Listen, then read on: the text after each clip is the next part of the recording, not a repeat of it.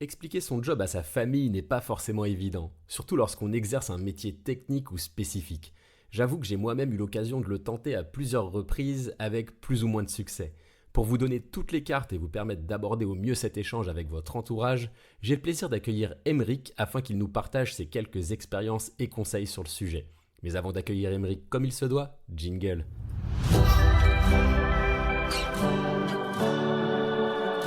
Bienvenue sur Say Hi à ta carrière, le podcast de Thales qui t'aide à faire les bons choix professionnels.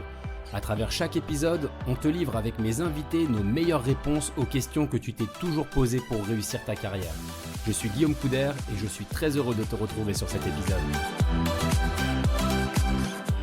Salut Emeric. Bonjour Guillaume. Alors aujourd'hui, on va parler de comment expliquer son job à sa famille. J'avoue que c'est quand même une thématique qui n'est pas forcément évidente, encore plus quand on travaille sur des métiers techniques. Toi, je crois que c'est ton cas d'ailleurs chez Thales. Exactement, oui, dans la cybersécurité. Ouais, tu fais quoi exactement? Alors moi, je suis pas de ta famille, hein, mais si tu devais me l'expliquer.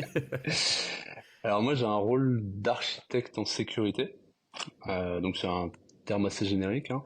Et derrière mon objectif c'est d'accompagner les entreprises à sécuriser les développements, donc les applications, les produits qu'ils réalisent. Ok, En quelques mots c'est ça mon métier. ça marche. Et quand tu l'expliques comme ça, justement, alors à tes parents, ou à tes frères et sœurs si tu en as, à des cousins ou à des membres de ta famille, n'importe lesquels, est-ce qu'ils comprennent tout de suite ce que tu fais ou est-ce que tu dois justement vulgariser au maximum?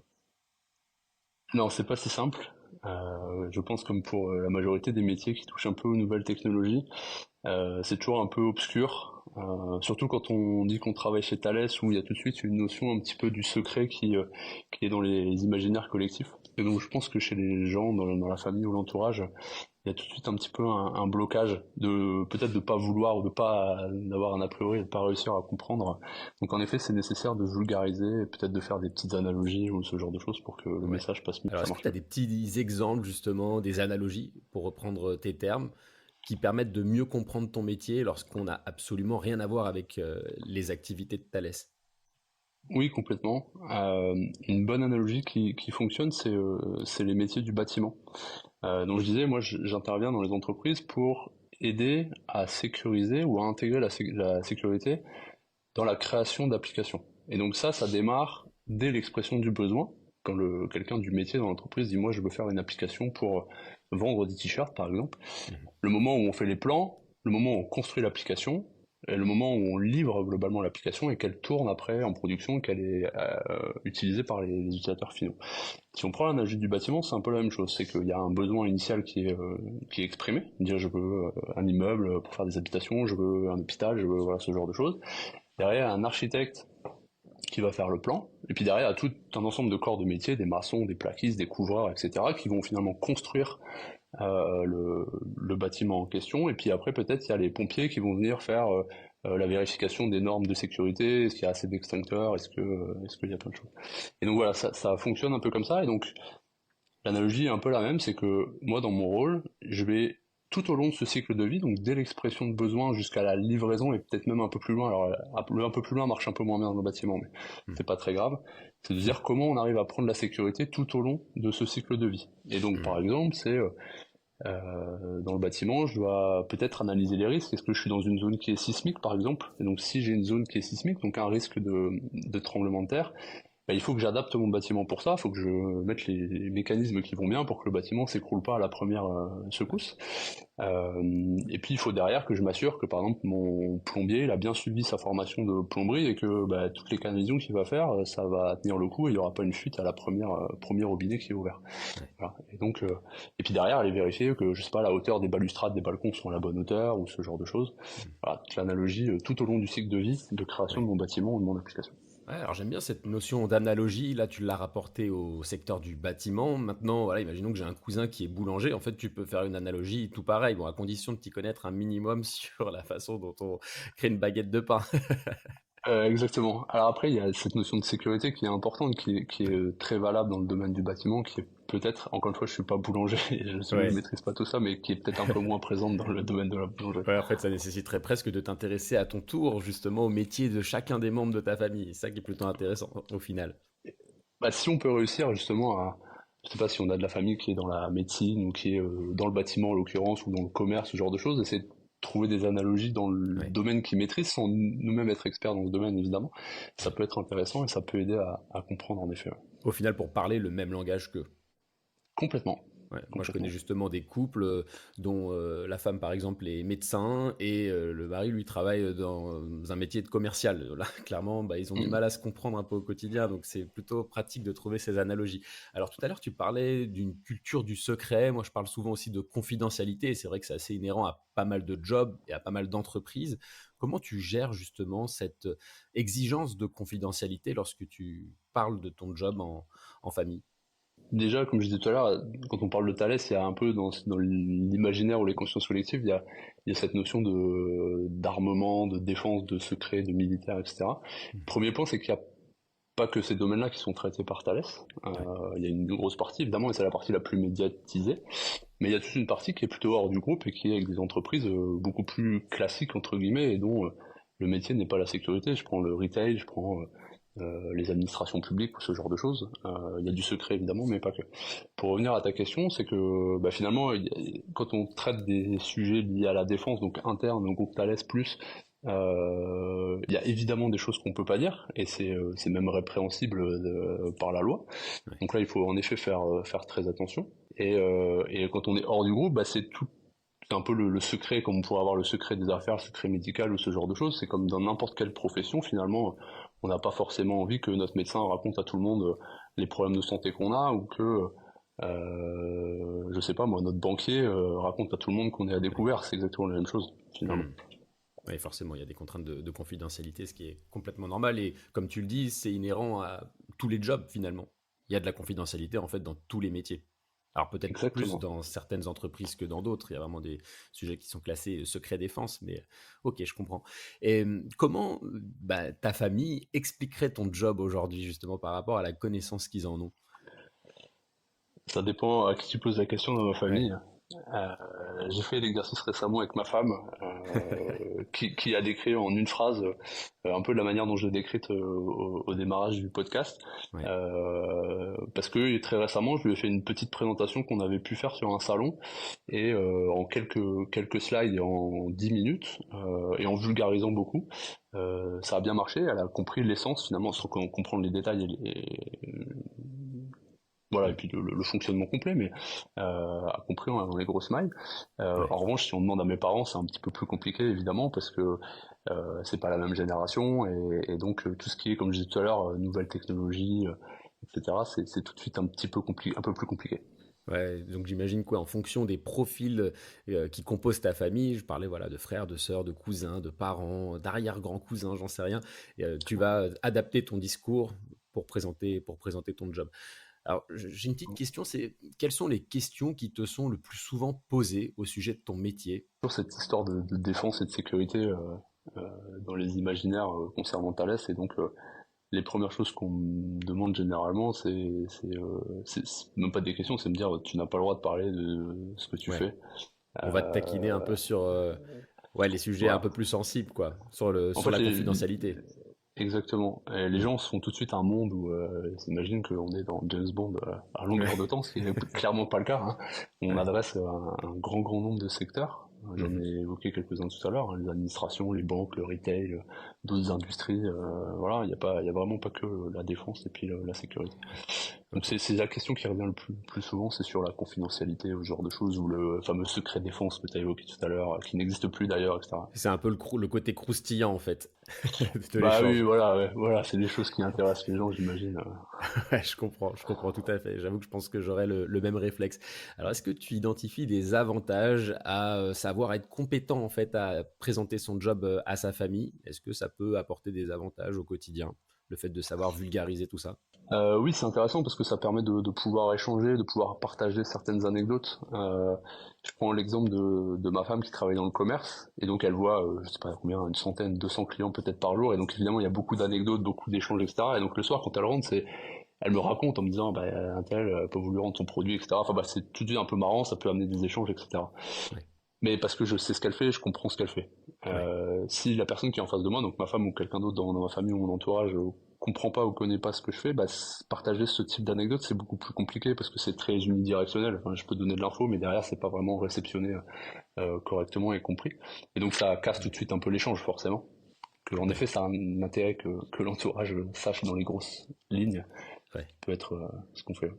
Alors quand tu parles de ton métier justement, est-ce que parfois certains membres de ton entourage t'apportent des conseils, je sais pas, pour évoluer professionnellement? Est-ce que justement ils sont force de proposition? Est-ce qu'ils te font des suggestions qui peuvent être utiles au quotidien? Ça, c'est une bonne question. J'avoue que c'est pas évident. Moi, comme je te dis, j'aime bien taquiner aussi un petit peu. En même temps, c'est un peu mon rôle. En fait, et je pense que ça fait partie aussi du boulot d'architecte de manière générale, c'est un de vulgariser et puis deux d'être à l'écoute. Hmm. Parce que si je reprends en analogie une seconde du bâtiment, c'est que l'architecte qui fait les plans de la maison, hein, il n'est pas expert en plâtre, il n'est pas expert en béton, en tuiles, etc. Par contre, il va devoir aller présenter potentiellement le plan à ces gens-là. Et il va devoir échanger, répondre aux questions, etc. et discuter avec ces personnes-là, qui ont leur expertise. Et donc forcément, il y a forcément un échange qui est dans les deux sens. Et donc il faut savoir aussi écouter, il faut savoir parler, vulgariser, mais il faut surtout savoir écouter. Et Ouais. donc le maçon, il peut avoir une super idée que l'architecte qu'elle n'a pas pensé. Donc c'est la même chose. Donc même parfois sur des conversations anodines à propos de mon job, parfois il y a des petites choses et même c'est peut-être inconscient de la personne qui est en face, hein, finalement, mais je me dis ah tiens, j'avais pas pensé à cet aspect-là ou cette facette-là du métier. Alors ça va être Hmm. compliqué de te donner un exemple en live comme ça, mais voilà, ça peut, toutes les discussions peuvent être intéressantes et peuvent nourrir Ouais. le quotidien en termes de métier ou plus tard, hein, le futur. Ouais, je comprends bien. Alors c'est vrai, quand on parle de son métier, on parle potentiellement projet professionnel, évolution, etc. J'imagine que parfois on n'est pas hyper en ligne avec certains membres de sa famille. Il y a des gens qui vont avoir des avis divergents, voire même qui vont critiquer le projet professionnel. Comment est-ce qu'on gère ça? Comment est-ce qu'on apprécie ces critiques? Alors du principe que tout le monde gère un peu son truc comme il en a envie, hein, donc Ouais. on peut être critiqué, par exemple sur les activités de Thales, ça peut être Mm. possible, de dire il y a assez de guerres dans le monde, vous travaillez en tout cas une partie sur de l'armement, etc. Je suis pas d'accord avec ça. Très bien, Mm. c'est un point de vue. Après, comme je disais, on fait pas que ça. Moi, ça représente quasiment rien en fait dans mes activités, cette partie-là défense. Donc voilà, faut essayer de rester le plus factuel possible. Mhm. Et puis après, chacun a son avis. Ça, Ouais, c'est mais c'est plutôt pas sur les évident parce qu'il y a secteurs. quand même une part d'affect. Tu vois, je veux dire, le fait de parler à des membres de sa famille, ça touche un peu au sentiment. Parce que c'est pas comme si on en parlait à n'importe qui qu'on croise au prochain coin de rue. Oui, mais est-ce qu'on est sur l'ensemble des autres sujets, est-ce qu'on est 100% aligné avec nos parents, nos frères et sœurs et Ouais, nos amis? je Pas pense pas. toujours. Donc en fait, je pense que ça fait partie, c'est un des éléments, voilà, Ouais, où il peut y avoir des divergences et c'est pas grave en fait. ouais, Faut juste pas être braqué sur sa position et puis et être ouvert. Alors faut que ça marche ouais. dans les deux sens évidemment, mais voilà. En tout cas, moi je le prends comme ça et jusqu'à aujourd'hui, ça fait quasiment 9 ans que je suis chez Thales, j'ai jamais eu de Hmm, problème, de conflit ou de choses comme ça dans mon entourage. Donc ouais. ça se passe bien. Alors justement, quelle qualité humaine il faudrait avoir pour pouvoir présenter confortablement son métier, pour parler de ça à sa famille? Est-ce qu'il y a des qualités auxquelles ça fait appel? Bah, la qualité de vulgarisation qu'on a un Mhm. petit peu évoqué, de réussir à utiliser des mots simples, ou en tout cas, alors simple c'est peut-être un peu péjoratif, mais qui sont compris de tous. Ouais. Euh, Comme je te disais tout à l'heure, l'analogie avec le bâtiment, mais alors même si, alors pour le coup dans ma famille il y a absolument personne dans le bâtiment, mais construire une maison, faire un plan de maison, c'est des trucs qui parlent en fait, c'est très Hmm. concret.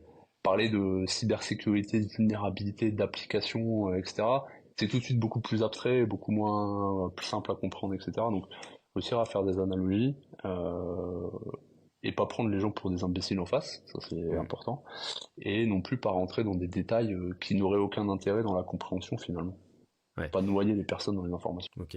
Est-ce que finalement on aborde la discussion de la même manière avec des membres de sa famille qu'avec des amis ou avec des collègues qui travailleraient d'ailleurs dans d'autres services qui exerceraient pas le même métier? Parce que j'imagine que chez Thales, il y a plein de personnes à qui tu es amené à présenter ton métier aussi.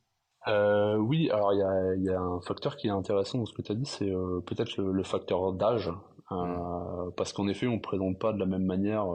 quelque chose à ses parents, comme on le présente à quelqu'un qui a le même âge que moi, par exemple. Donc il peut y avoir 30 ans d'écart, hein, Ouais. globalement, donc c'est un peu Voire plus voilà, même. voire plus dans certains cas. Et donc si je prends ma sœur, par exemple, qui a un peu plus de 30 ans, évidemment les nouvelles technologies, c'est beaucoup plus simple pour elle à comprendre. Hmm, Versus mes parents qui ont plus de 60 ans. Donc hmm. voilà, cet aspect-là, évidemment, on l'aborde d'une manière qui est différente. Voilà. Ouais. Ok. Et le fait de parler justement de ton job en famille, est-ce que ça a su aussi créer des vocations? Est-ce qu'il y a des personnes justement dans ton entourage qui se sont dit, ah bah tiens, ce métier m'intéresse, ou en tout cas ce secteur d'activité me plaît bien, je vais aller creuser un peu. Est-ce qu'en gros certains ont postulé suite au fait que tu en aies parlé? Alors à date, c'est pas encore arrivé. C'est un peu le challenge. Peut-être que dans le futur. Alors, moi, je fais pas de recrutement. Je suis pas là pour pousser les gens à aller vers mon domaine en disant c'est le Ouais. plus intéressant, etc. C'est absolument pas mon credo. Voilà. Hmm. Et, aujourd'hui, ça s'est pas arrivé. Est-ce que demain, un petit cousin qui est plus jeune que moi et qui se pose des questions sur les études à faire ou voilà, elle sera pas intéressée, c'est jamais exclu. Mais à Hmm. date, c'est pas arrivé. Ok, ça marche. Alors, pour conclure cet épisode, quelle checklist tu pourrais dresser justement un peu pour se préparer à parler de son job, à vulgariser, pour reprendre tes termes, vulgariser son job, vulgariser son métier auprès de sa famille? Parce que j'imagine que certaines ont des appréhensions à cette idée-là. Ben, un des premiers points, c'est de comprendre réellement ce qu'on fait. Ça peut paraître bête, mais c'est pas Ouais, toujours aussi simple. C'est qu'est-ce qu'on fait réellement, pourquoi on le fait, à quoi ça sert. ouais, Et c'est quand même vachement important de définir le pourquoi en fait. Pourquoi on fait du pain dans une boulangerie, bah, c'est pour nourrir les gens. Voilà. ouais, Et donc pourquoi on fait des bâtiments, c'est pour que les gens puissent habiter, vivre, etc. ouais. Et donc comprendre ça, c'est déjà, enfin le savoir et savoir le restituer, l'exprimer, c'est quand même intéressant. Moi, je Hmm. sais que on gère la sécurité pour plein de boîtes de secteur, je l'ai évoqué tout à l'heure, mais à mon échelle ou à notre échelle au niveau de l'équipe, on sécurise potentiellement la vie des gens, Ouais. numérique, etc. Donc voilà, d'expliquer ça, ça peut donner du sens. Dire, Hmm. t'as envie que ta carte bleue soit volée quand tu t'achètes des baskets sur Internet, c'est quand même pas mal. Ouais. Voilà, donc savoir exprimer ça, c'est plutôt intéressant. Et ensuite, peut-être c'est de se préparer en trouvant des analogies, en faisant ce genre de choses comme on a pu le faire là. Bah ça marche plutôt bien, Ouais. je trouve. Et même pas forcément avec des gens de la famille, hein, même en faisant des présentations, des sensibilisations dans des entreprises à des développeurs, donc des personnes qui sont pas forcément liées à la sécurité, mais qui sont quand même très dans le numérique. Bah, ça m'arrive de réutiliser cette analogie du bâtiment. Donc Hmm. préparer un peu ça, ça peut être pas mal. Et puis après, voilà, trouver des mots simples. Et Ouais. puis après, être à l'écoute aussi en face, il y a sûrement des questions qui vont se poser. Ouais. Être à l'écoute, c'est toujours intéressant. Ok, donc ouais, je note identifier le sens que le métier représente pour nous, fonctionner par analogie, donc en gros trouver des liens avec potentiellement l'activité, le métier ou les études qu'exerce le membre de notre famille, et puis être à l'écoute. C'est un peu les trois conseils que tu donnerais. Exactement, ça me semble pas Ok, mal. bah écoute, canon Emeric, merci beaucoup en tout cas, Merci à toi. à bientôt.